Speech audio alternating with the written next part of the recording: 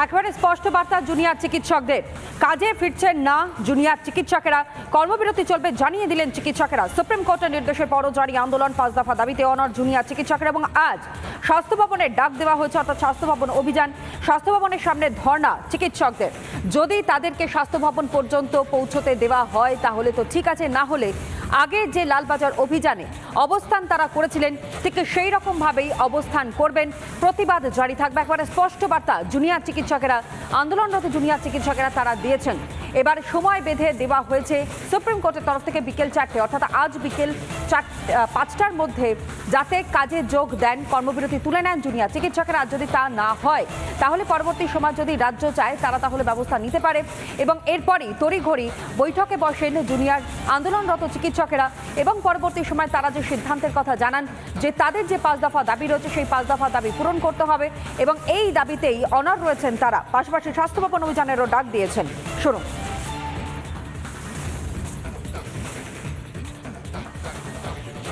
যেভাবে অভয়ার পরিজনকেও মিথ্যেবাদী বলে অভিহিত করতে চেয়েছেন, আমরা তাকেও তীব্র ধিক্কার জানাচ্ছি। মৃতার মা বাবা ও মেয়ের ন্যায় বিচারের দাবি, আন্দোলনের দায়িত্ব আমাদের হাতে তুলে দিয়ে গেছেন। তাই এর শেষ না দেখে আমরা আন্দোলন থেকে পিছু হটতে পারি না। আমরা সরকারের উদ্দেশ্যে স্পষ্ট জানিয়ে দিতে চাই, আগামীকাল বিকেল 5টার মধ্যে রাজ্য সরকার পদক্ষেপ গ্রহণ করে আমাদের এই দাবিগুলি মিটিয়ে দিক, তবেই আমরা কর্মবিরতি প্রসঙ্গে ওনাদের আবেদন নিয়ে ভেবে দেখতে পারি। অন্যথায় আমরা বুঝব সরকার আদৌ চান না এই অচলাবস্থা কাটুক। সেক্ষেত্রে রাজ্য জুড়ে যে পরিস্থিতি তৈরি হচ্ছে তার জন্য আমরা সরকারকেই দায়ী করতে বাধ্য থাকব। আমরা আমাদের 5 দফা দাবি সহ উপরোক্ত দাবিগুলোকেও সামনে রেখে সাধারণ মানুষকে যথাযথ চিকিৎসা পরিষেবা দিতে উপযোগী এক যথাযথ স্বাস্থ্য ব্যবস্থার জন্য আগামীকাল বেলা 12টা থেকে করুণাবয়ী থেকে স্বাস্থ্য ভবন অভিযানের ডাক দিচ্ছি। অভয়াকাণ্ডের পর সরকারি হাসপাতালে সুরক্ষার জের, এমনকি চিকিৎসক, নার্স, স্বাস্থ্যকর্মীদের নিরাপত্তায় 100 কোটি টাকা বরাদ্দ করেছে রাজ্যের স্বাস্থ্য দপ্তর। খুব দ্রুত সমস্ত ব্যবস্থা করা হবে, আশ্বাস মুখ্য সচিব ডিজিপি। সব হসপিটালেই পুলিশের যতটা সম্ভব সিকিউরিটি আছে। এছাড়াও নারায়ণকে আমি 100 কোটি টাকার মতো দিতে বলেছি। সিসিটিভি, লাইটিং, ওয়াশরুমস, টয়লেটস, রেস্টরুমস এইসব ব্যবস্থা করা হবে। আমরা এটা দ্রুততার সঙ্গে করব এবং 7 দিনের মধ্যে যেটা টাইম দেওয়া হয়েছে। আরজি করে অভয় ধর্ষণ ও খুনের পর থেকেই তোলপাড় গোটা রাজ্য। কর্মস্থলে সুরক্ষার দাবিতে লাগাতার কর্মবিরতি চালিয়ে যাচ্ছেন জুনিয়র ডাক্তাররা। এই প্রেক্ষাপটে সুপ্রিম কোর্টের কথা মতো ডাক্তার নার্সদের নিরাপত্তায় আরো ব্যবস্থা নেওয়ার কথা জানালো রাজ্য সরকার। প্রথমে মুখ্যমন্ত্রী ঘোষণা করলেন 100 কোটি টাকা বরাদ্দের। এর কয়েক ঘন্টার মধ্যেই বৈঠক করলেন মুখ্য সচিব, ডিজিপি, সিপি, স্বাস্থ্য সচিব সহ প্রশাসনের শীর্ষস্থানীয় কর্তা ব্যক্তিত্ব। তারপরেই মুখ্য সচিব মনোজ পন্থের ঘোষণা, 1 সপ্তাহের মধ্যে নেওয়া হবে যাবতীয় ব্যবস্থা। অনেক হসপিটালসে, মেডিকেল কলেজে প্রাইভেট সিকিউরিটিও আছে, যাদের আমরা আরো স্ট্রেংথেন করছি এবং আরো নতুন যারা সিকিউরিটি পার্সন ওদেরকে এনগেজ করার ব্যবস্থা করা হচ্ছে। শুধুমাত্র সিসি ক্যামেরা বা পর্যাপ্ত আলো বসানোই নয়, নিরাপত্তার স্বার্থে হাসপাতালে থেকে নেওয়া হচ্ছে পরামর্শ। আমরা অ্যাক্টিভলি যে সিকিউরিটির যেটা সিকিউরিটির মেকানিজম আছে ওখানে, ওর সঙ্গে এনগেজ করব, ওটাকে স্ট্রেংথেন করব। আমরা সাজেশনও চাইছি, আমরা বেসিক্যালি নিচ্ছি সাজেশন অনেকগুলো হসপিটাল থেকে, স্টাফ থেকে, সার্কেল থেকে, সো দ্যাট আমরা ওই সিকিউরিটি এনভায়রনমেন্ট স্ট্রেংথেন করতে পারি। এরপরই জুনিয়র ডাক্তারদের কাজে ফেরার আহ্বান জানিয়েছেন মুখ্য সচিব। এখন দেখার আন্দোলনরত চিকিৎসকরা সেই আবেদনে সাড়া দেবেন কিনা। রিপাবলিক বাংলা। থ্রেড কালচার সহ একাধিক দুর্নীতি, দফায় দফায় উত্তপ্ত হয়েছে উত্তরবঙ্গ মেডিকেল কলেজ হাসপাতাল। 3 দিনের তদন্ত প্রক্রিয়া শেষে রিপোর্ট পেশ করল 5 সদস্যের তদন্ত কমিটি। আর এদিকে গ্রুপ এ অফিসার, পড়ুয়া, ইন্টার্ন এবং হাউস স্টাফ সহ মোট 12 জনের বিরুদ্ধে নেওয়া হলো কড়া পদক্ষেপ।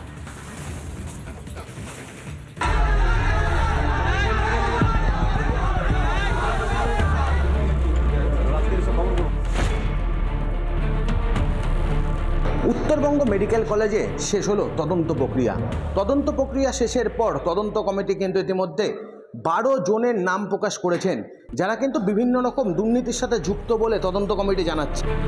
12 জনের মধ্যে রয়েছেন 3 জন গ্রুপ এ অফিসার, তাদের প্রত্যেককেই ছুটিতে পাঠানো হয়েছে। সন্দীপ সেনগুপ্ত পদত্যাগী dean, Nilabja Ghosh RMO neuro medicine, Sudipta Shil পদত্যাগী সহকারী ডিন। গ্রুপ এ অফিসারদের নামে টু বি স্পেসিফিক অভিযোগ এসছে। কলেজ কাউন্সিল সিদ্ধান্ত নিয়েছে যে তাদের অ্যাডভাইস করা যে তারা আপাতত ছুটিতে চলে যাক। পাশাপাশি 3 জন হাই স্টাফ শাহিন সরকার, সাহিনুল ইসলাম, ঋতুরম্ভ সরকারের বিরুদ্ধেও কড়া পদক্ষেপ নেওয়া হয়েছে। অন্যদিকে কলেজ থেকে বহিষ্কার করা হয়েছে 3 জন পড়ুয়াকে। পাশাপাশি শিক্ষানবিশ চিকিৎসক সোহম মণ্ডলকেও সাসপেন্ড করা হয়েছে। কলেজ কাউন্সিল সিদ্ধান্ত নিয়েছে যে তাদেরকে আমরা ডিসকলেজিয়েট করব। পরবর্তী সিদ্ধান্ত না হওয়া অবধি ওদের আমরা ডিসকলেজিয়েট করব। যে ইন্টার্নদের নাম এসছে তাদের বেলা সিদ্ধান্ত নেওয়া হয়েছে যে তাদের সাসপেন্ড করে দেওয়া ইন্টার্নশিপ থেকে, মানে ওদের রেজিস্ট্রেশন গ্রান্ট করা হবে কিনা সেই ব্যাপারে যাতে মেডিকেল কাউন্সিল সিদ্ধান্ত নেয় আমরা ওদেরকে ব্যাপারটা জানিয়ে দেবো।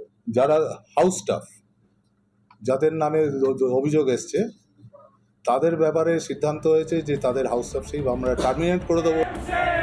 12 জনের বিরুদ্ধে কড়া পদক্ষেপের পাশাপাশি স্বচ্ছ ভাবমূর্তির 2 জনকে বসানো হলো নতুন পদে।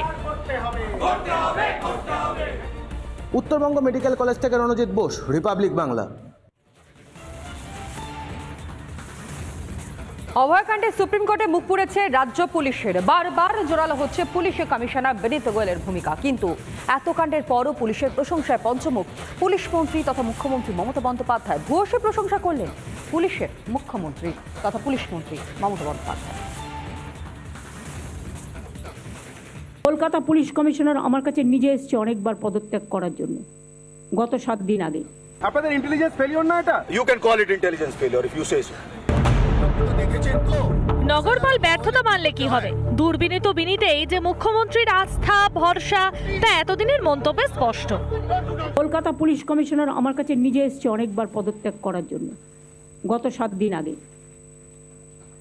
সামনে পুজো, আপনারা এবার আমায় বলুন, ল অ্যান্ড অর্ডার লোকটাকে তো জানতে হবে যে থাকবে কোন পাড়ায় কোন পুজো হচ্ছে, পুজো কমিটিগুলো কি থিম করছে, কোথায় কি পুলিশ পোস্টিং আছে।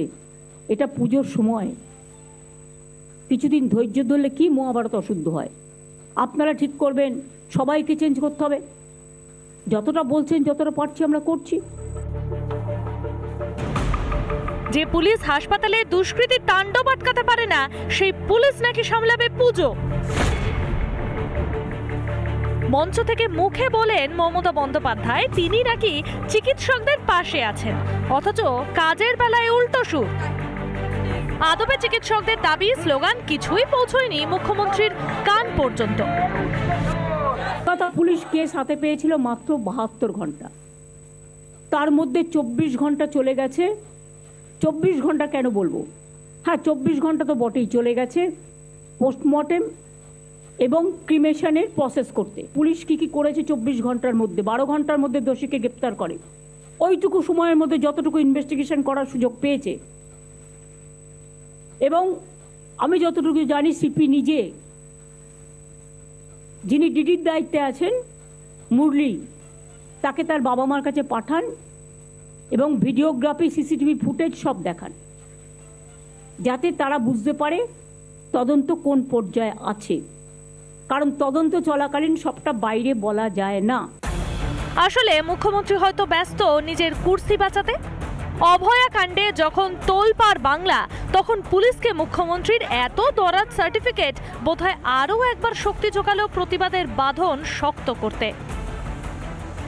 রিপাবলিক বাংলা।